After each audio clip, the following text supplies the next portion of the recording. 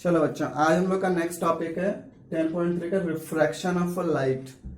Word है refraction of a light. इससे पहले आगे से बढ़ने से पहले हम लोग कुछ देखते हैं, रिवाइज करने की कोशिश करते हैं कि लाइट किस तरह से ट्रेवल करती है किसी भी मीडियम में। मीडियम में मतलब किसी भी जगह वो कैसे ट्रेवल करती है। ठीक है, तो हम लोगों ने देखा अपने नॉर्मल एक्सपीरियंसेस से कि जो लाइट होती है वो एकदम स्ट्रेट ट्रेवल करती है। ठीक है, स्ट्रेट एकदम ट्रेवल करती है वो। ठीक है, वो भी ट्रांसपेरेंट मीडियम में। ट्रांसपेरेंट मीडियम मतलब तो इसमें लाइट पास हो सकती है आसानी से। आप लोग को पता होगा 3 टाइप के मीडियम होते हैं, opaque medium, transparent and translucent. तो ऑपेक मतलब होता है जैसे कि सॉलिड कोई जिसमें से लाइट पास नहीं कर सकती है, जैसे कि स्टोन, वुड्स, ये सब। और दूसरा होता है ट्रांसपेरेंट मीडियम, जिसमें से जो लाइट होती है वो फुल्ली एकदम पास कर सकती है। और थर्ड होता है ट्रांसलूसेंट मीडियम।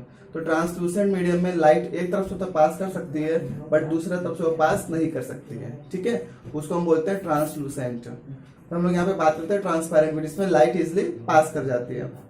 तो क्या वास्तव में हमको लगता है कि जब लाइट अगर एंटर करती है उस मीडियम में, ठीक है, तो वो जो लाइट होती है एकदम स्ट्रेट लाइन ही रह जाती है या फिर स्ट्रेट लाइन से डेविएट होती है?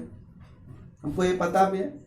उसके बाद और चलो उसको हम लोग देखते हैं, कोशिश करते हैं कि कैसे हमको पता चलता है कि लाइट का उसमें मतलब अंदर डेविएट हुई कि नहीं हुई है।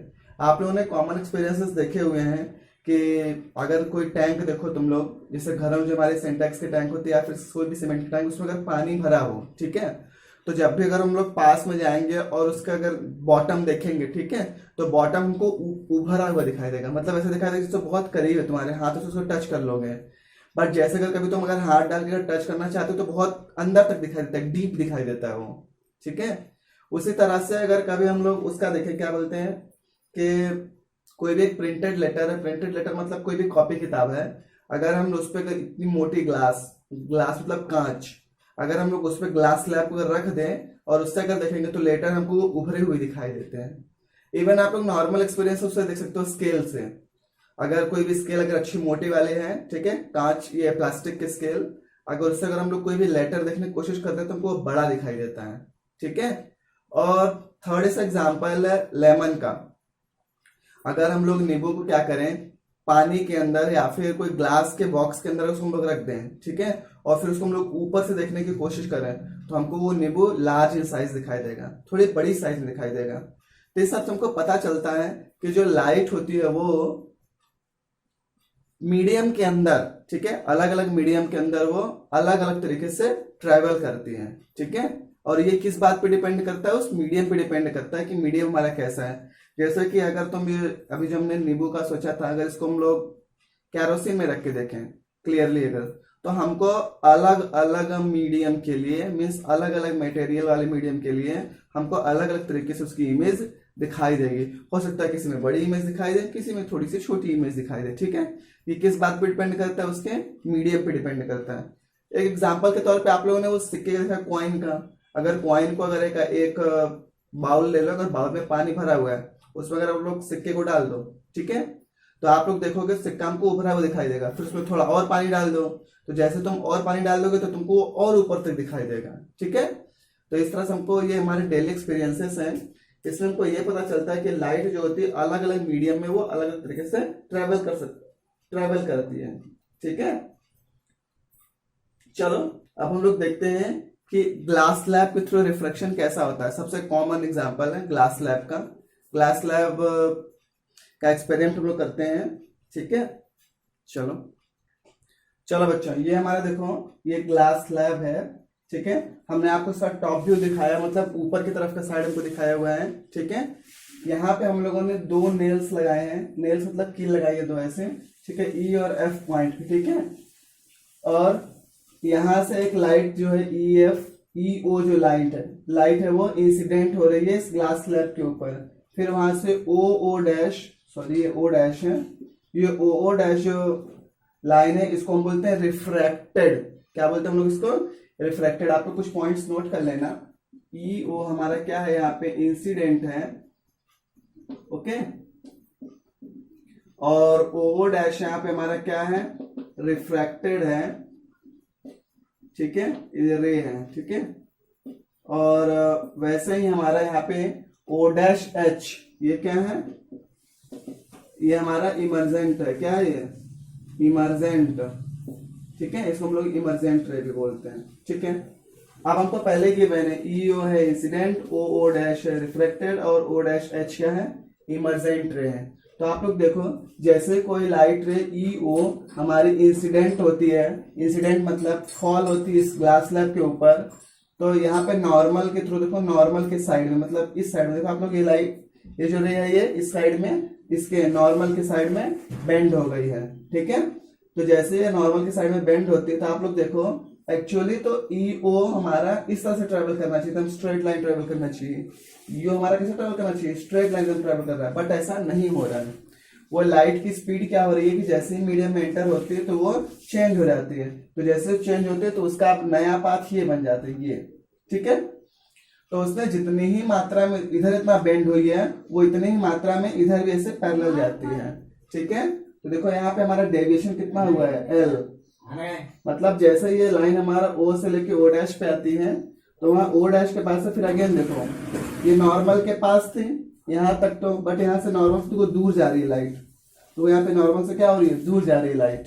तो हम लोग इसको बोल सकते हैं कि when the light is incident on the glass slab, जब भी लाइट अगर इंसिडेंट होगी glass slab, that is from the rarer medium to the denser medium. Rarer medium हमारा क्या है, एयर है, और डेंसर मीडियम क्या है, ग्लास है।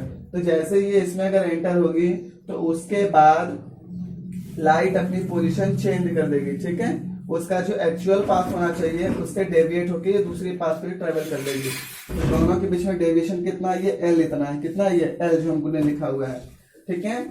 और ये जो ओ डैश है, फिर जब लाइट हमारी डेंसर मीडियम से, हमारा ग्लास डेंसर है मतलब इसकी हैवीनेस ज्यादा है, तो डेंसर मीडियम से जैसे वो रेयर मीडियम में आएगी तो अगेन उसमें देखो जो ये लाइट है ये bends away from the normal, मतलब ये नॉर्मल के दूर चली जाएगी। तो आप लोग याद रखना हमेशा कि जब भी लाइट अगर एयर से अगर डेंसर में आए, मतलब रेयर से डेंसर में आए, तो light bends towards the normal, light हमारी नॉर्मल के पास से गुजरती है। लेकिन जैसे ही लाइट अगर डेंसर से अगर रेयर में जाती है तो अवे फ्रॉम द नॉर्मल जाती है, ठीक है। तो हम लोगों ने यहाँ पे देखा कि इसमें देखो एल डेविएशन होता है, और यही हमको हर बार डेविएशन दिखाई देता है, ठीक है। जब भी अगर हम लोग अभी हम लोग जो एग्जांपल लिए थे बाकी सारी चीजों के, जैसे कि लेमन का या फिर वो कॉइन का, तो हमको इतना डेविएशन दिखाई देता है। ये किस बात पे डिपेंड करता है कि इसका रिफ्लेक्टिव इंडेक्स कितना है। रिफ्लेक्टिव इंडेक्स पर आगे बढ़ते हैं। तो जब भी अगर साइंटिस्ट लोगों ने इस तरह के एक्सपेरिमेंट किए तो उन लोगों ने इसके दो लॉज निकाले थे, उसको हम बोलते हैं लॉ ऑफ रिफ्रैक्शन। क्या है वो दोनों लॉ, देखते हैं। Law of refraction, okay. तो law of reflection, first law ये कहता है कि देखो इसमें आप लोग कि जो जैसे हम लोगों ने वो लॉ ऑफ रिफ्लेक्शन में देखा था वैसे इसमें भी है कि द इंसिडेंट रे, ये देखो आप लोग को दिखाई दे रहा है ना, ये इंसिडेंट रे, फिर ये नॉर्मल, और ये इसको कौन सा रे बोलते हैं हम लोग, रिफ्रैक्टेड रे। ये देखो तीनों एक ही प्लेन पे है, मतलब एक ही प्लेन सरफेस पे है, ठीक है।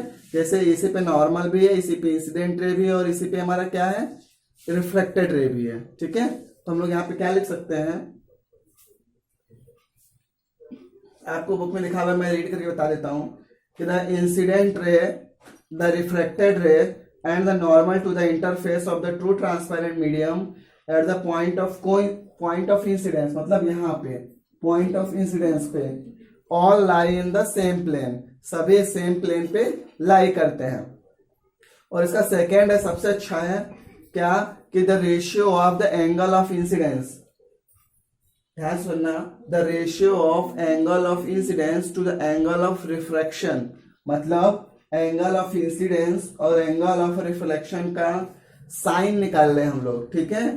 तो ये उससे हमको ये हमेशा कांस्टेंट मिलता है, मतलब इसका सेकंड ये है, आप लोग को पता फर्स्ट का क्या, कि इंसिडेंट रे, ओके, फिर रिफ्रैक्टेड रे, देन एंड नॉर्मल, ठीक है। ये क्या करते हैं, सभी एक ही लाइन पे वो करते हैं, लाई करते हैं, प्लेन पे, सॉरी लाइन पे नहीं, प्लेन पे। अब हम लोग बात करते हैं सेकेंड का। तो सेकेंड ये बोलता है कि sine I upon sine R equal to constant, ठीक है, मतलब ये कांस्टेंट होता है, मतलब इन दोनों का जो रेशियो होगा साइन आई इंसिडेंस का और साइन आर रिफ्रैक्शन का, ये हमेशा इक्वल होता है, और इसी को हम लोग रिफ्रैक्टिव इंडेक्स बोलते हैं। इसको हम लोग क्या बोलते हैं, सॉरी यहाँ पे साइन आई है, इसी को हम लोग बोलते हैं रिफ्रैक्टिव इंडेक्स, ठीक है।